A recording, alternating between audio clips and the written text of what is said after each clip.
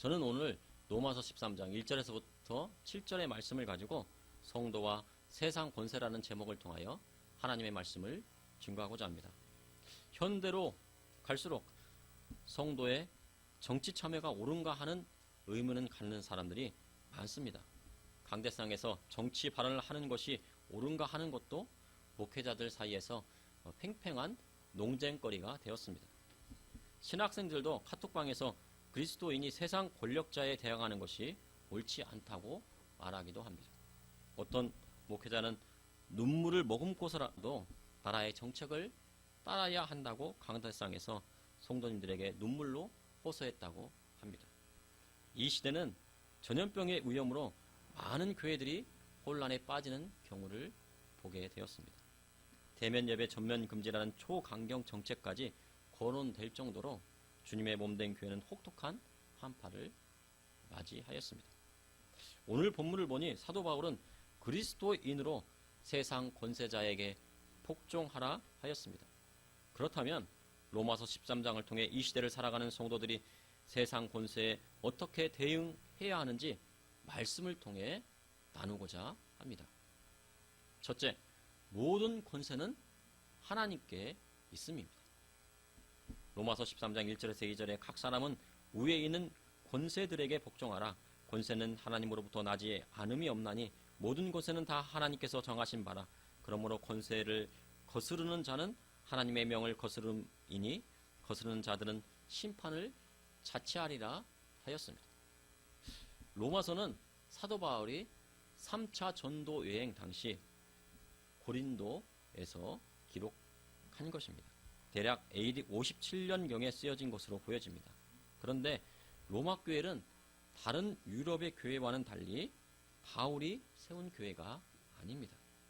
디아스포라 유대인들이 절기를 지키러 예루살렘으로 왔다가 복음을 듣고 로마로 돌아가 세운 교회로 추정이 됩니다. 그 후에 로마에 있는 교회는 이방인들이 들어오면서 성도는 늘었지만 그들의 전통적인 풍습이나 황제 숭배는 여전했던 것으로 보여집니다. 이러한 소식을 글라우디오 때 유대인 추방령으로 나오게 된 브리스길라와 아굴라를 통해 바울은 자세히 들었을 것입니다. 그래서 바울은 한 번도 가보지 않은 로마에 있는 성도들에게 확고한 신앙을 정립할 수 있도록 서신서를 보내었습니다. 그 중에 로마서 13장에 보면 로마의 권력 잡은 자에 대해 성도로 어떻게 해야 하는지 바울은 자세히 썼습니다. 각 사람은 위에 있는 권세들에게 복종하라 하였습니다.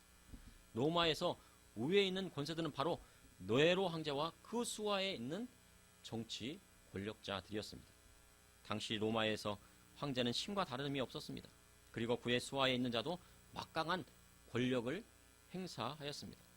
그럼에도 바울은 그들에게 복종하라 한 것입니다. 로마의 식민지였던 유대 지역에 로마의 황제는 총독을 보내어 그 지역을 관할하게 하였습니다. 그리고 헤롯가를 통해 분봉왕을 세워 이스라엘 땅을 다스리게 했습니다. 하지만 로마는 유대 민족에게 종교적인 자유를 주었습니다. 로마의 해가 되지 않는 범위 내에서 하나님 앞에 제사하게 했고 예배하는 것을 허용한 것입니다. 이것은 총독 빌라도가 재판정에 선 예수님을 보고 아무 죄가 없음을 말한 것을 통해 충분히 알 수 있는 부분입니다. 빌라도가 손을 씻은 이유는 이는 유대인들의 종교 문제이지 로마의 해가 되는 정치 문제가 아니었기 때문이었습니다. 분명 빌라도는 예수님을 십자가에 내어줄 이유가 없었음을 알고 있었습니다. 다만 유대인들의 밀란으로 빌라도에게 정치적인 부담이 올까 하여 그러한 판결을 한 것입니다. 그러나 그것은 빌라도의 큰 실수가 되었습니다. 그러니 이러한 상황에서 사도 바울은 하나님 앞에 예배드리는 것을 허용하고 예수님을 따르는 신앙의 자유를 보장하는 권세자들에게 복종하라 한 것입니다. 그리고 로마의 치안관들은 사람들의 치안을 담당해 주었습니다. 이 치안관들은 악한 자에게는 두려움의 대상이 되었지만 선을 베푸는 사람에게는 칭찬을 해 주었습니다. 그러니 이들에게 복종하는 것은 당연한 것이었습니다. 이처럼 로마는 당시 황제와 그 이하 권력자들이 절대 권력을 가지고 있었습니다. 네로가 신이고 법이 되었습니다. 그럼에도 바울은 이러한 권세를 부어주신 분이 바로 하나님이시라고 명확히 말한 것입니다. 만약 하나님이 허락하신 권세를 가진 네로의 명을 거역하고 싸우려고 했다가는 주님을 믿는 신앙생활을 하지 못할 정도로 큰 핍박이 오기 때문입니다. 로마서를 쓸 때는 네로의 박해가 없었던 AD 57년경이었습니다. 그런데 시간이 흘러 AD 64년 7월 18일 로마에 대화재가 나고 네로 왕제가 자신이 불을 질러놓고는 그것을 모면하기 위해 그리스도인들에게 덮어씌워 극심한 핍박이 오게 되었습니다.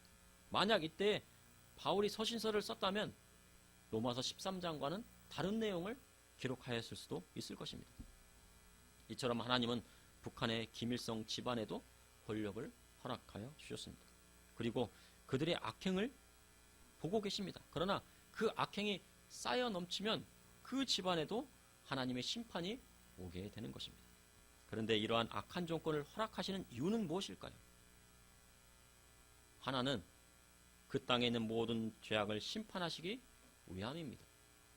둘은 애굽왕 바로에게 권세를 허락하셨던 것처럼 하나님 백성을 연단시키는 도구로 그를 사용하는 것입니다.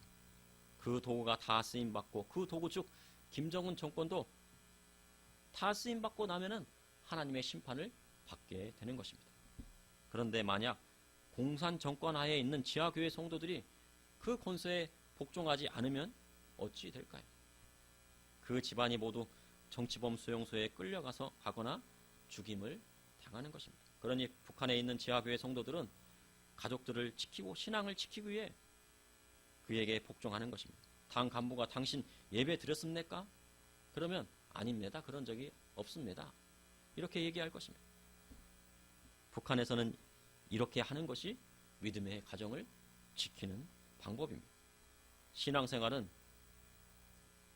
그 시대와 상황에 맞게 지혜롭게 하는 것입니다. 그러나 그것도 양심에 따라 하였습니다. 다니엘처럼 죽기를 각오하고 윗방에 올라가 하루에 3번 기도하며 신앙을 지킨 사람도 있기 때문입니다. 그러나 우리 믿는 성도들에는 다 순교자는 아닙니다. 어떤 상황 속에서 자신의 믿음과 가정을 지키기 위해 또 하나님 앞에 나아가는 사람이 있고 자기 목숨을 다하여 하나님 앞에 나아가는 사람도 있는 것입니다. 그러니 모든 권세는 하나님께 나지 아니함이 없는 것입니다.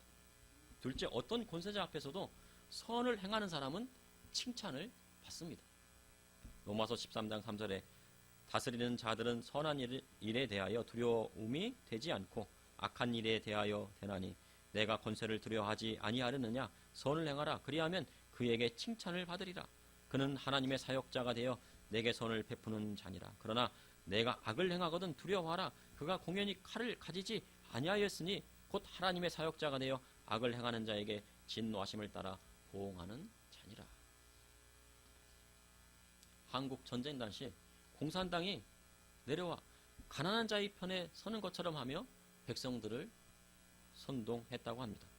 땅 많은 지주, 경찰, 공무원, 지식인들을 끌어내어 다 처형하고 죽였습니다. 그런데 그런 와중에도 살아남은 사람이 있었다고 합니다. 그 사람이 바로 땅이 있더라도 항상 가난한 사람을 위하여 선을 베풀었던 사람이었습니다. 공산당은 여론몰이나 선동에 능합니다. 그러나 그것이 통하지 않는 사람도 있습니다. 그가 바로 항상 남을 위하여 선을 베푸는 사람입니다. 이러한 사람은 여론이 그의 편이기 때문에 권력자가 어찌할 수 없습니다.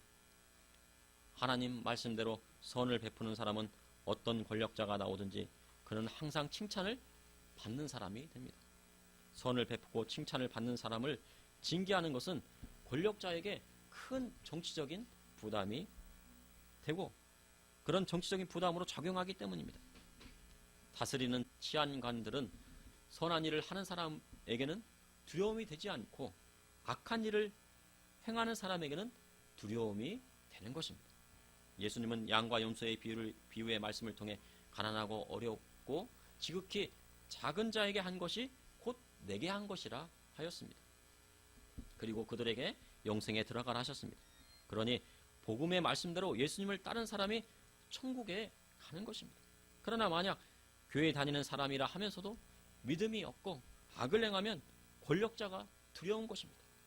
왜냐하면 하나님은 악한 자를 심판하기 위해 아합과 같은 악한 왕을 세우기도 하시기 때문입니다. 한국교회가 하나님 앞에 예배드리지 못하는 때가 올 것이라고는 누구도 예상하지 못했습니다. 왜 이러한 일이 벌어졌을까요? 왜 이러한 일이 생겼을까요? 목회자가 가난한 자를 섬기는 것보다 돈을 초하고 음란하는 것을 보고도 잘못되었다 회개하라 했고, 가난한 성도의 헌금을 가지고 주식 투자하고 하나님 말씀보다 권력자의 말에 더 순종하니 하나님은 그가 드리는 예배를 받으시지 않으시는 것입니다. 그러니 한국교회는 지금이라도 회개해야 합니다. 회개하지 않으면 북한의 김정은보다 더 악한 자가 지도자로 세워질 수 있는 것입니다. 북한의 김정은은 이모부를 곡사포로 쏴 죽이고 그 시체를 전시했다고 합니다. 친형 김정남도 독살하고도 눈 하나 깜짝하지 않았습니다. 악한 지도자가 세워지는 것은 모두 교회가 하나님 앞에 바로 서지 못하고 회개하지 못했기 때문입니다. 로마서 13장 5절에 그러므로 복종하지 아니할 수 없으니 진노 때문에 할 것이 아니라 양심을 따라 할 것이니라. 그러므로 어떤 권세자 앞에서도 선을 베푸는 자가 승리하고 칭찬을 받는 것입니다. 바로 예수님의 이름으로 선을 베푸는 자가 승리하는 것입니다. 셋째, 모든 권력자에게 줄 것은 주되 어떤 도움도 받지 말아야 환난을 이겨낼 수 있고 참 성도가 되는 것입니다. 로마서 13장 6절에서 7절에 너희가 조세를 바치는 것도 이로 말미암음이라. 그들이 하나님의 일꾼이 되어 바로 이 일에 항상 힘쓰느니라. 모든 자에게 줄 것은 주되 조세를 받을 자에게 조세를 바치고 관세를 받을 자에게 관세를 바치고 두려워할 자를 두려워하며 존경할 자를 존경하라. 사도 바울은 세금에 대하여 모든 자에게 줄 것은 주라 합니다. 세금을 거두면 세금 내는 것이 성도가 할 일입니다. 예수님도 세금에 대하여 가이사의 것은 가이사에게, 하나님 것은 하나님께 드리고 바치라고 하셨습니다. 자유민주주의 사회에서는 세금을 받을 만한 사람에게 세금을 내야 합니다. 나라의 세금을 가지고 악한 북한 정권을 돕는 데 사용한다면 세금을 내어서는 안 됩니다. 국민들은 어렵다고 절규하는데 북한의 김정은 정권을 돕겠다고 하니 잘못된 것입니다. 만약 그 돈이 가난한 북한 주민들에게 직접 돕는데 세금이 들어간다면 세금을 더 내어서라도 도와줘야 합니다. 북한 지역에 있는 어린아이들을 돕고 북한 지역에 가난하고 못 먹는 주민들을 돕는다 그러면 세금을 더 내어서라도 도와줘야 합니다. 그러나 그 돈이 악한 정권을 유지하는 데 사용된다면 그것은 막아야 합니다. 지금 북한에는 주민들이 일한 것의 90%를 세금으로 걷어가고 10% 남짓 남겨둔다고 합니다. 그러면서도 다 세금으로 걷어가면서도 배급은 주지 않고 있습니다. 그러니 알아서 먹고 살아라는 얘기입니다. 그러면 세금으로 다 주고 나면 북한 주민들은 다 굶어 죽게 됩니다. 북한 동포들은 러시아의 벌목 현장에 가서 외화벌이를 하고 있습니다. 그 추운 겨울바람이 부는 러시아 지역에서 겨울에 벌목을 하다가 여름이 되면 일이 없으니 밖에 나가서 돈을 벌어오라고 한답니다. 그리고 벌어온 것을 90%는 공산당이 가져가고 10%는 자기가 쓰는데 대부분 북녘에 있는 가족들에게 또 그것을 보내줍니다. 자기도 그 10% 중에서 자기가 쓸 것은 쓰고 나머지는 또 북녘 땅에 있는 가족들에게 보내주는데 그 10%의 돈도 북한에서는 큰 돈이라고 합니다. 그러니 북한 주민들은 돈은 숨겨야지 살 수가 있습니다. 이런 악한 자에게는 세금을 내어서는 가족들이 다 죽고 맙니다. 그러니 세금을 낼 필요가 없습니다. 숨길 수 있으면 숨겨야 되는 것입니다. 다 공산당의 세금으로 내고 나면 가족이 살아갈 수 없기 때문입니다. 현재 중국은 석탄 대란으로 동북 삼성의 전기 공급이 원활하지 못하다고 합니다. 그래서 공장마저 가동이 중단되는 사태가 벌어졌습니다. 신호등에 불이 들어오지 않습니다. 그리고 동북 삼성 그 만주 지역에는 전기 공급을 하지 못하고 있습니다. 덕분에 우리가 맑고 높은 가을 하늘을 볼 수 있게 되었습니다. 이는 중국이 호주와의 무역 전쟁을 벌이고 있기 때문입니다. 호주가 코로나19의 발원지가 중국이라 하자 중국은 경제 보복의 수단으로 호주에서의 석탄 수입을 하지 않기로 결정했습니다. 그 사이 호주는 다른 데로 판로를 개척하였지만 중국은 양질의 석탄을 공급받지 못하고 이에 더하여 석탄 가격이 상승으로 전기를 제때 생산하지 못하는 초유의 사태가 벌어졌습니다. 작년에는 10만 원 정도 했던 석탄이 올해는 18만 원으로 올랐다고 합니다. 그러니 배는 오른 것입니다. 이전에 우리나라에 사드를 배치해놓고 중국의 무역보복으로 많은 기업들이 피해를 본 것처럼 이번에 호주에게 무역보복을 했다가 제대로 걸린 것입니다. 중국은 이와 더불어 헝다그룹의 파산 위기로 위태로운 길을 걷고 있습니다. 궁여지책으로 중국은 호주에서의 석탄 수입을 다시 하겠다고 말했습니다.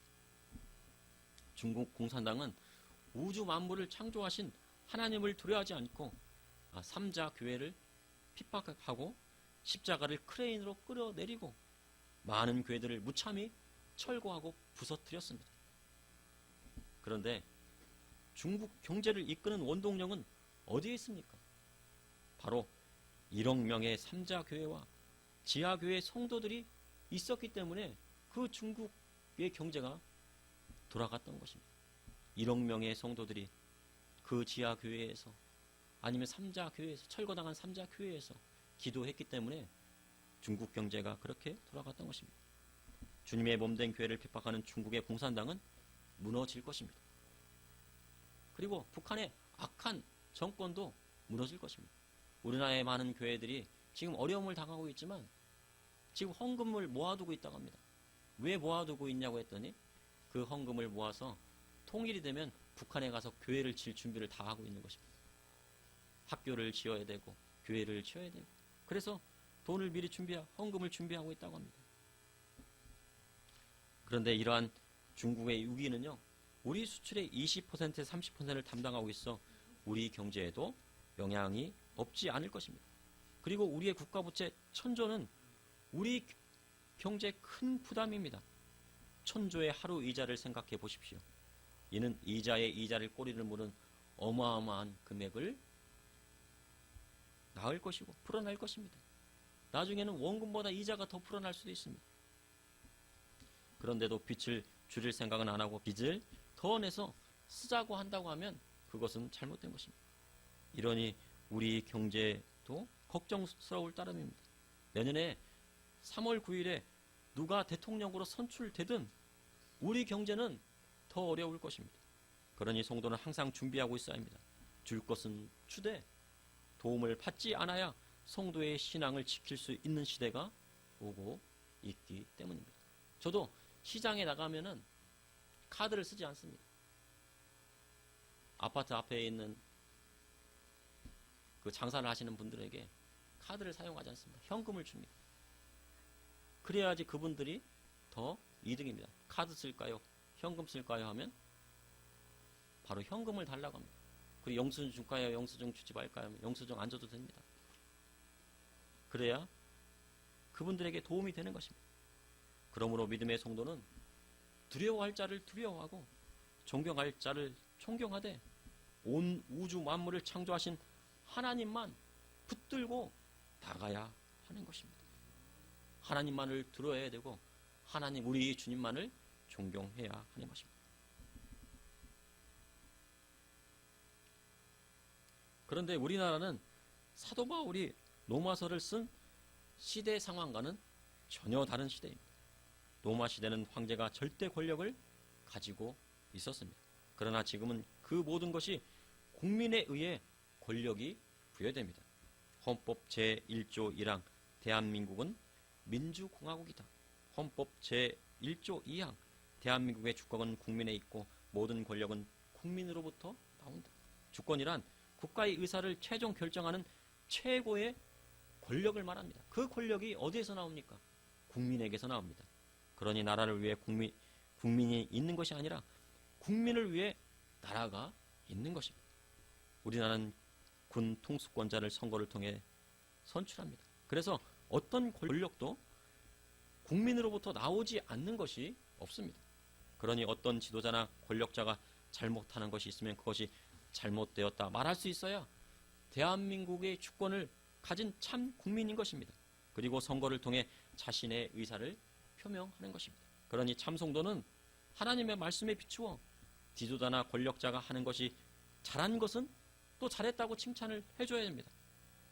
그러나 못한 것이 있으면 잘못했다고 분명한 자기 의사를 표현해야 나라가 바로 설 수 있는 것입니다. 그러므로 모든 권세는 하나님께 있습니다. 하나님께 나지 않은 권세가 없습니다. 그러니 어떤 권세자 앞이라도 선을 행하는 자가 칭찬을 받는 것입니다. 또한 믿는 성도는 두려워할 자는 두려워하고 존경할 자를 존경하되 그 위에 모든 권세가 창조주 하나님께 있음을 잊지 말아야 하고 하나님을 두려워하고 하나님을 경외하고 하나님을 찬양해야 참 성도가 되는 것입니다. 잠시 기도하시겠습니다. 사랑의 하나님, 오늘도 감사합니다. 로마서 13장의 말씀을 통하여 깨닫게 하여 주심을 감사합니다. 아버지 하나님, 이 세상의 모든 권세가 하나님께로 났음을 인정합니다. 그리고 모든 권세자 위에 하나님이 계심을 우리가 알게 되었습니다. 아버지 하나님, 우리 주님 말을 따라가게 하여 주시고 하나님의 복음의 말씀대로 살아가게 하여 주시고 그 복음의 말씀을 가지고 세상에 나아가게 하여 주시옵소서. 주님, 경제적으로 어려운 이때에 아버지 하나님, 우리 믿는 성도들을 붙들어 주시고 아버지여, 믿음을 지키고 신앙을 지키고 오직 주님 말을 더 붙들고 나아가 기도할 수 있도록 인도하여 주시옵소서. 이 땅에 있는 많은 교회와 또한 그리고 많은 목회자들 주님께서 붙들어 주셔서 힘을 내게 하여 주시고 주님 앞에 더욱더 회개하며 나가며 이 땅을 위하여 이 나라와 민족을 위하여 기도하게 하여 주시고 남북 통일을 위하여 기도하는 성도들 될 수 있도록 인도하여 주시옵소서. 많은 자영업자들이 어려움에 빠져 있습니다. 그들을 지켜주시고 보호하여 주시고 주님, 또한 이 상가도 주님께서 지켜주셔서 잘되는 놀라운 기적의 역사들이 일어나게 하여 주시옵소서. 예수님 이름으로 기도합나이다. 아멘.